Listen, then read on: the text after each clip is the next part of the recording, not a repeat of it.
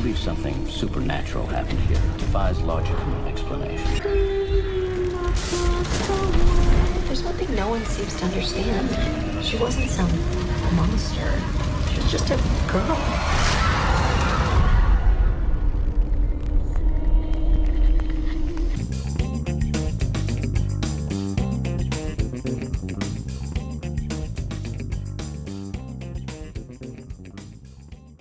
Hey everyone, what's going on? Back with a new video. I hope you are all having an amazing day. We are diving into the first book in the journey of Stephen King, the multiverse, whatever you want to call it. And we are going to be discussing Stephen King's first book, Carrie. Now, well, if I can get the light right, there we go. Carrie, first book Stephen King wrote. There's a lot of like history behind this book, and you know, this 200-page book, well, this one is, the paperback I believe is like 260, 274, someone can correct me on that, but this is like the original version of Carrie. It's a very thin book. It's very easy to fly through. Great book. I'm going to dive into obviously what I thought about it, the summary of it, but then I'm also going to dive into one of the main reasons why I like this book. And for those who don't know, I do have a Stephen King tier list. You don't say.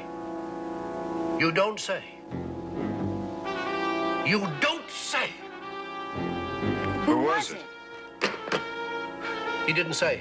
I will leave the link in the video. Also, what I'm going to do on this journey again is compare what I thought about each book. I'll be going back into my tier list and be looking at what book I put at what rank and see if anything changed with that. So without further ado, my friends, let's dive on in. So we are talking about Carrie White, Stephen King's first created character. Now, I mean, if you want to think about short stories or whatever he's written that wasn't published, but in the first novel, Carrie White, we are discussing a very traumatized teenage girl. She's going through high school. She's bullied like there's no tomorrow, and it's really interesting to see how King played this one out and how he wrote it, because it kind of feels like King was not understanding like women. Carrie White was a very, you know, kind of strange but like peculiar girl who they couldn't really figure out what was about her, but then she starts figuring out about her own self and her body. There's a lot of philosophical ideas and like ways you could go with this book, but what I want to do is keep it pretty simple, especially not giving spoilers for those who have not started the King journey. You have to start with Carrie. My opinion, put in the comments what you believe that you should start with King. I prefer Carrie because, again, I read the first time, chronological order.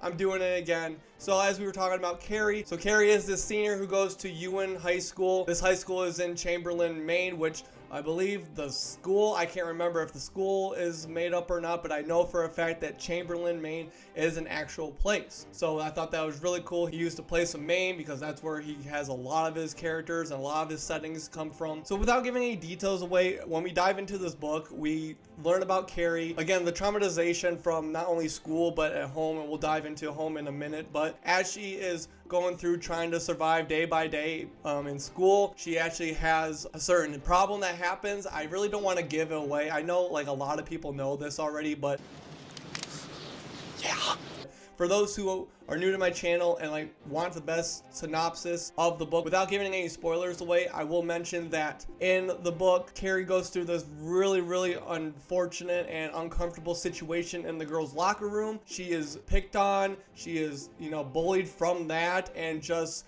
called nasty names, and it's really like, again, mentally exhausting just in Carrie's perspective and just what she goes through. So after that, she goes into the principal's office, she is sent home. A lot of things that Carrie was going through in the locker room after gym class, it was really hard on her. And again, the bullies who go into this. Chris is one of the main bullies in this story. There's also a character named Sue. Now, Sue is in that group. She's like that one student who like kind of hangs out with the popular group, but once things start like going really bad, like bullying or like just doing nasty, she kind of goes away from that, which I really like about that character. Once Carrie is sent home, now she goes back home to a very religious mother. She's very abusive to Carrie, not only just mentally, but physically. So Carrie's mother, Margaret White, she believes that Carrie, and not only Carrie, but herself, they always have to, you know, pray for forgiveness. They want to be in the Lord's, you know, best eye, best view. They want to be what they can do to please the Lord. in her vision. Now, Margaret is a very, like I mentioned, very abusive, and she goes through the traumatization of when Carrie was born. There's like just this whole thing. You have to really read it to understand it, because King turns this into not really like a preachy book, because it's not, but once Carrie goes home, she has to deal with this torment, and then it's just this mentally exhausting mother who just never lets up. She starts to realize that once she starts getting angry, starts getting a little, upset. This occurrence actually starts back in the locker room, I believe, actually in the high school, where Carrie, she's upset.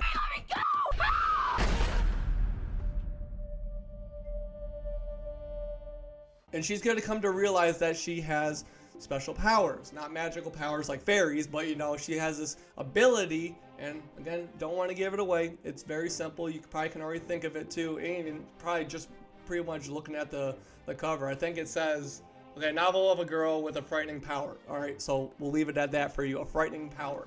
So as Carrie's not only trying to survive high school and home, she's trying to also figure out who she is as a person. So what the incident that has happened in high school, she really lashes out at her mother when she gets home. And then her mom, she puts her in the closet, makes her forgive, like just this gruesome stuff. Like you could never imagine a mother, I mean, I guess you could imagine this, but just a mother who does the most outlandish and just doesn't give a crap, but wants to, again, please the Lord. She wants to be in God's view of this angel, this saint, whatever you want to call her, but she's a freaking psycho. Now, I don't want to give anything away, but again, as this progresses through the story, remember the character I mentioned, Sue? Well, her boyfriend is Tommy, so this is where the big scene happens, where Sue feels bad what happened to Carrie in the locker room, so what she wants to do is she wants to have her boyfriend, Tommy, take her to prom or homecoming, whatever it is. I can't remember.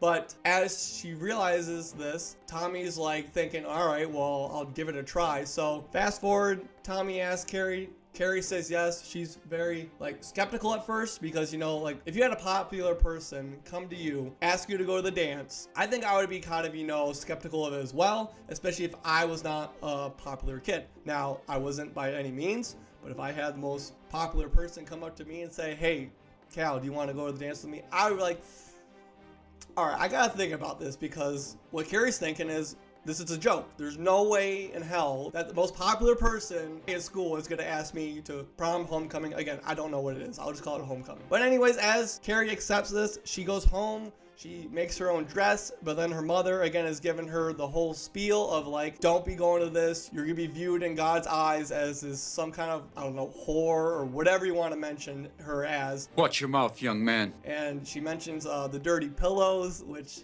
I always thought that was pretty funny that King put that in. But obviously when we think about dirty pillows, if you don't know what that is, go ahead and look it up. I realized that King, not only with it being his first novel, there's this different view of aspects as each character is progressing through the story, mainly Carrie, and then we see that as we get through going into the ending, obviously the climax happens. Can't tell you what happens, you have to read it yourself. As you go through and you read this book, it is very, very interesting. It's deep. I really enjoyed it. Now I'm going to give this 5 stars, and I'm going to explain to you why I gave it 5 stars. But I do highly recommend, especially for you new King readers, please go read Carrie. This is going to give you kind of a grasp, a little bit of what King is all about if you've never read King. And I also have a video too, if you haven't checked out. I give you my top 10 King list, I believe it is. I also have my top recommended list of King books to read, so I'm going to leave that in the video as well. So be sure to check all those videos out, especially if you are a huge King fan like I am. Hell yeah, man.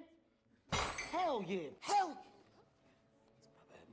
So the reason why I gave this 5 stars, and not just because of what I read and what I've enjoyed reading from it, but the story behind the characters. Okay, so I'm not going to dive super deep into this, but this is what really made me enjoy Carrie. And so I listen to Audible. For many of you that know, I listen to Audible while I read my solid book, okay? I'm not really big into ebook. There's nothing wrong with ebook. I'm not one of those people that likes to read ebooks. I like the nice physical copy of the book. Screw you! Screw you!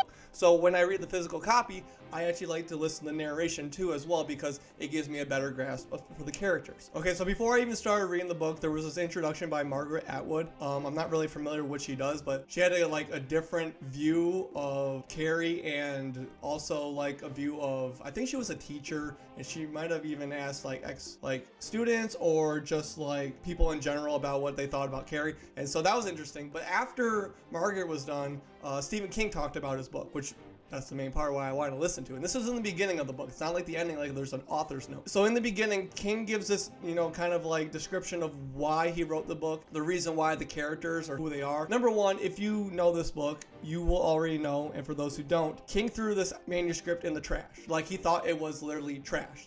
I'm not finishing this. It's going in the garbage. And when he explained it, he was like, I threw it in the garbage, and then I was on the couch or in the chair watching TV, and then Tabitha, or Tabby, his wife, came up to him, and she was like, okay, so how's the new book coming and stuff like that? And he just gave him like the look, like it's not really good. That's all he did, I believe, and just gave her a look. So that meant Tabby was going back into his office, looked in the trash, covered it in cigarette ashes. She was reading it, and you're like, nah, like, you gotta finish this. And so there's the story behind why he finished it. A lot of you already know that, but some of you may not know that the character, Carrie herself, I don't know if he was mentioning Chris, the main bully in the story, but Carrie specifically, and it's kind of interesting, Carrie White, the white kind of, if the color is white, is like innocence. I think Margaret was talking about that in the book. But when King was talking about Carrie as the character, okay, so King went to school with two students that he based Carrie off of, and one of the students was always coming with raggedy clothes,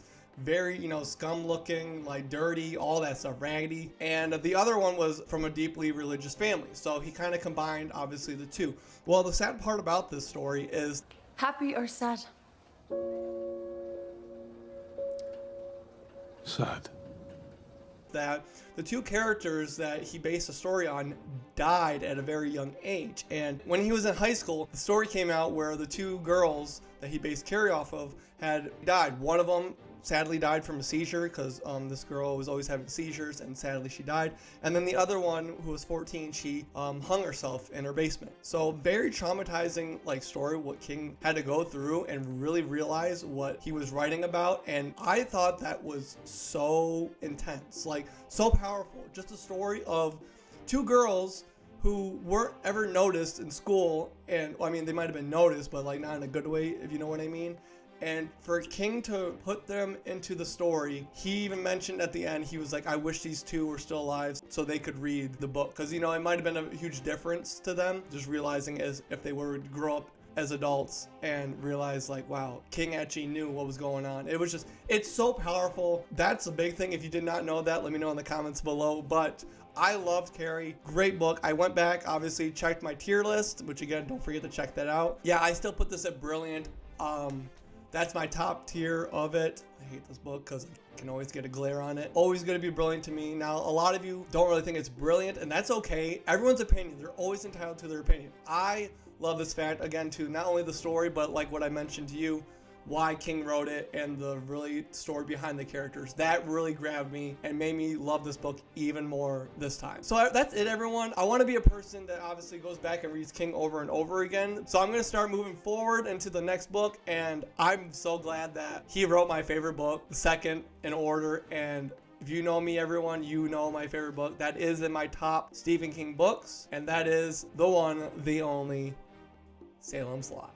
Salem's Lot. I love it. So a lot of these books were turned into either movies, adaptations, series, stuff like that. Salem's Lot, again, you must read this, especially if you've seen the movies or seen the series. I highly recommend it. We're going to talk about this next, and I can't wait to dive into it because, again, can't give any spoilers away, but my favorite trope in this book. And if you know and you read it, you already know what I'm talking about. So I'm so excited. Again, King Journey, please comment in the comments below. So what book are you in love with by King? What books are you really excited for me to read? Everyone has their misses and their dislikes with King, but again, there's only a couple, thing off the top of my head, that I don't really like by him, but all the other ones I will either have him at okay or above. Amazing what he's done, the multiverse that he's created, and I hope this man lives to 150 years old, or until I die, because me being a King fan and I need to get a King tattoo, I gotta think of one. I can't wait. So I'm gonna stop babbling because I'll be talking about this forever. But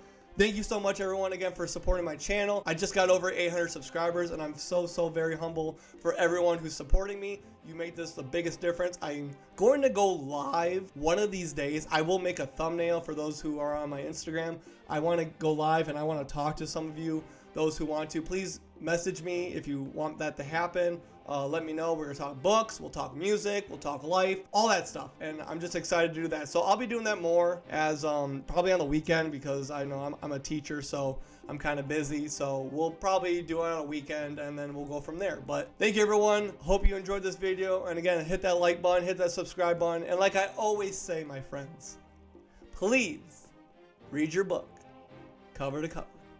We'll see y'all later.